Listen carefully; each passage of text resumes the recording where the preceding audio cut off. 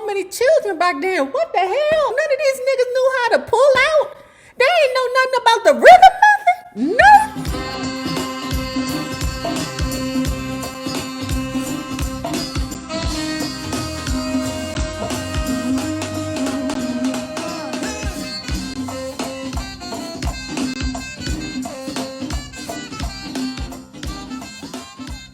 Well, hello there, love bugs. Hello there, bellas. If you have not already done so, please remember to like, share the Facebook, subscribe, and visit uptopbeauty.com for this Hilda hat in black on black. We also have it in white on black, and the cap is adjustable.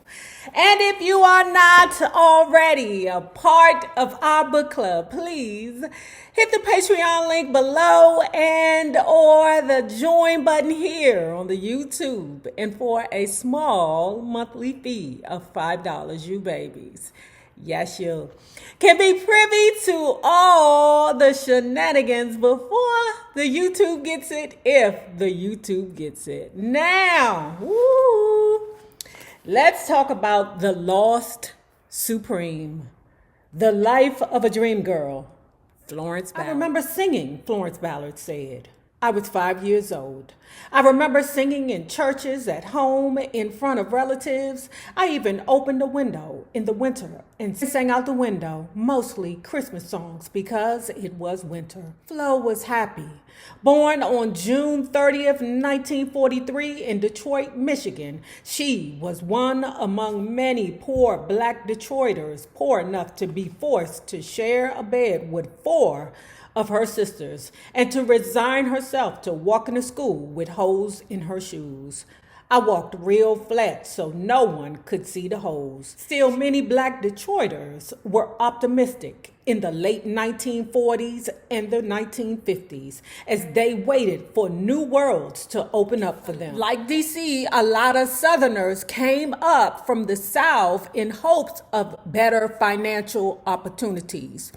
In Detroit, it was the auto industry. In Washington, D.C., it was the government. Listen, it's a lot of old heads that's sitting back like a fat rat in the cheese factory right now, sitting on them government pensions. It's like almost when you are a D.C. child, you're groomed not to be a doctor or nurse or engineer or anything like that. You aspire to become a government worker. And we didn't look, for the most part, no further than that. All we knew was that at the end of the day, there was going to be a fat pension waiting for us.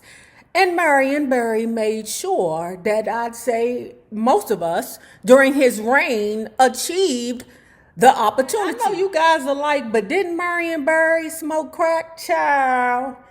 In the 1980s and 1990s, our mayor smoking crack was the least of our worries.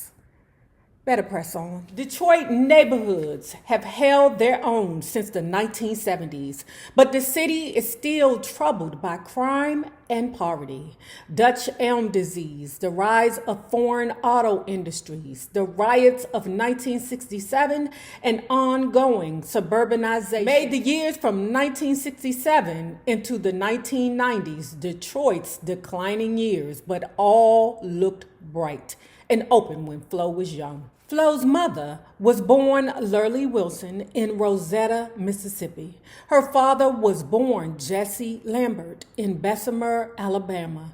According to Flo, her paternal grandmother was shot in the back when Jesse was an infant, and he was adopted by a family named Ballard. Leaving his adoptive parents when he was 13, he hopped trains and hoboed around for a while. While he was hoboing, Flo said he met my mother when she was about 14. They got married and she started having babies and never stopped. The couple moved to Detroit in 1929 and eventually had 13 children, of which Flo was the 8th. Like any other father with so many children, Jesse Ballard was forced to be a stern disciplinarian at times. On one occasion, according to Flo, I was about an hour late coming home. And Mary Wilson and I were supposed to go to a record hop. No. What you think you about to do is come in the house late and then go back out? Answer no. Go your ass to the room, Flo. But room flow. My mother once told me if they had had all these things on the market when I was younger to prevent pregnancy, I wouldn't have had all these children, Flo said. But I think my mother wanted a lot of children. A large family suited Flo, who enjoyed her brothers and sisters. Her sister, Bertie, the Ballard's first child, was 20 years older than Flo. Then came her eldest brother, Cornell, followed by Jesse Jr., Gilbert, Geraldine, Barbara, Maxine, Flo, Billy, Calvin, Pat, Linda, and Roy. I need some water after all of that, child. Remember how I'm always asking, how in the hell did they have so many children back then? What the hell is going on? None of these niggas knew how to pull out. They ain't know nothing about the rhythm method. Nothing. Oh my God. Man, my pull-out game would be on nigga. You hear me? There's no way. No friggin' way. You guys down in the comments would tell me, Nay, back then, they didn't have contraceptives like that. They didn't have, like, birth control. I'm like, they didn't even have rubbers? Y'all ain't got no rubbers? Nasty. It's still niggas like that don't like to use contraceptives. Just putting babies all over the place and forgetting about them. Okay, but at least Jesse Ballard was a stand-up man. From an early age, Flo clearly saw herself as a solo performer as well as a member of a singing group. My voice was real high-pitched, and people used to tell me, I heard you singing last night and you sounded so pretty. Flo's parents, although not regular churchgoers themselves, pushed their children into organized religion via a storefront Baptist church on Detroit's east side. A man Flo remembered as Reverend Williams would come by in his old black station wagon every Sunday, and to Flo's amazement, not only drive Flo and her siblings to church, but also pay them in small change or in candy and ice cream for attending services.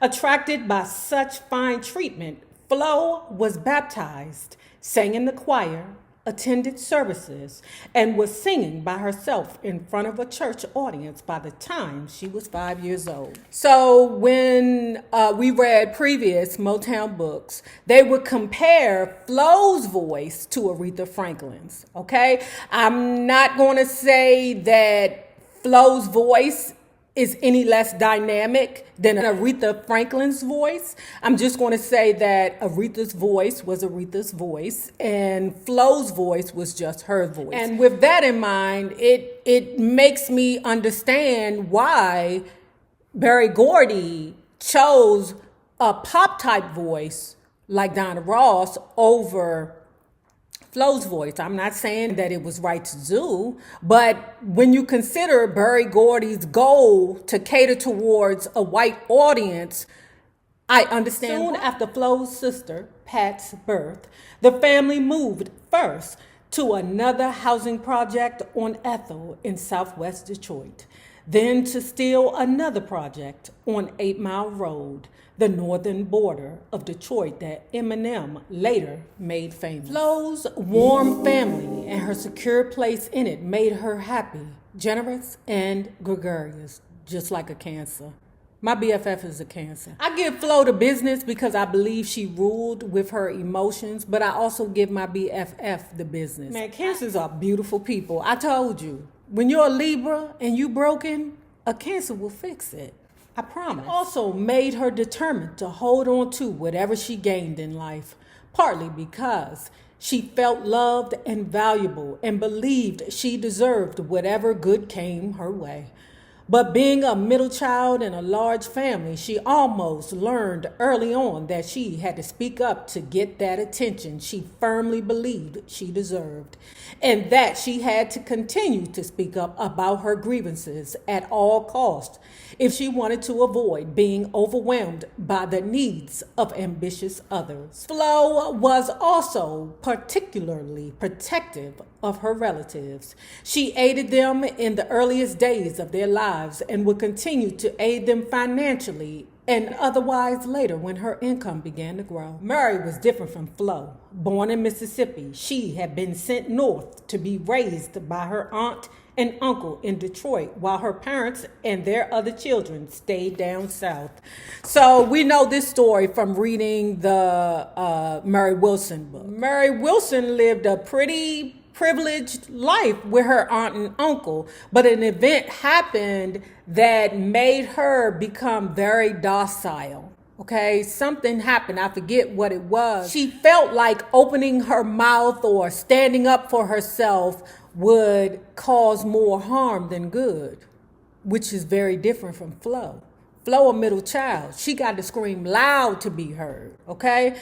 Because she's not the oldest, she's not the youngest, so she can get lost in the shuffle. When you got that many children, the parents don't be raising the kids no more. It be the kids raising each other. The singing classes that Flo and Mary took in school educated their voices. One of the reasons Detroit produced so many singers in the 1950s and 60s was because of the extensive music program in public schools offered. That explains a lot. I didn't know that. The Detroit of the late 1950s and early 1960s wanted live entertainment and had the money to pay for it. The city boasted a pool of talented young singers and musicians, including the teenage Flo Ballard. A number of entrepreneurs soon appeared, hoping to unite the singers and the audience and profit in the process. Milton Jenkins was one such entrepreneur. I remember him from the Mary Wilson book. Milton Jenkins was one such entrepreneur, born into a family of 13 children in Birmingham, Alabama. Jenkins had gone north to make his fortune in the music business and had situated himself in its Michigan epicenter, a residential hotel across the street from Detroit's Flame Show Bar. In many ways, Jenkins was a model entrepreneur impresario.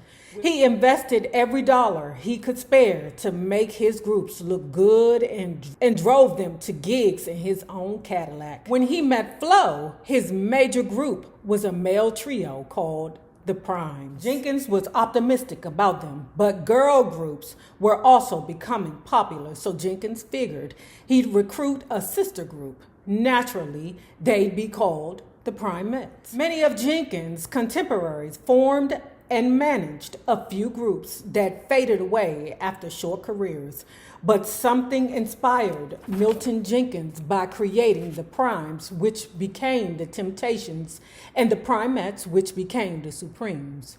Jenkins helped create and was the first manager of not just one, but two of history's most popular singing groups. Yeah, I didn't even realize that. I ain't even put those two together.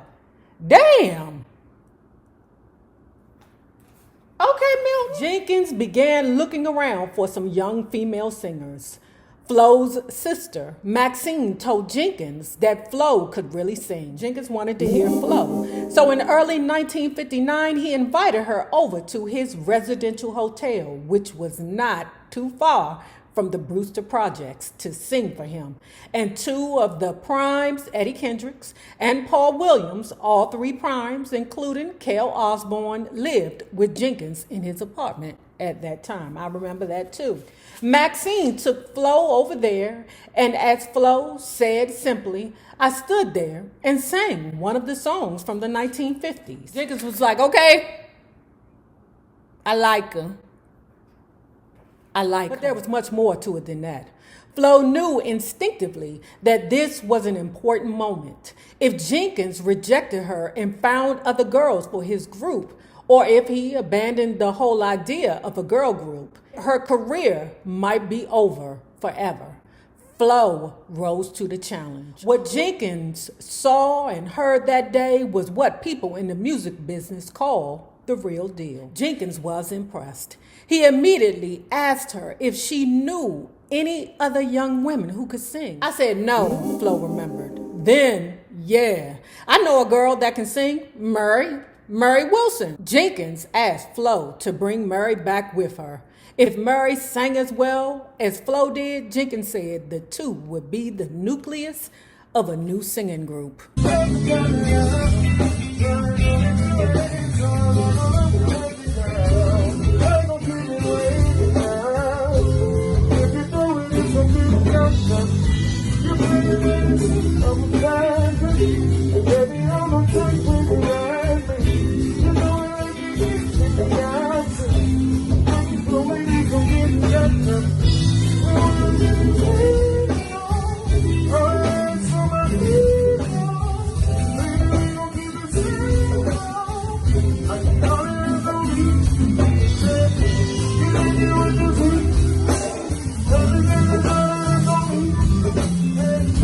That's what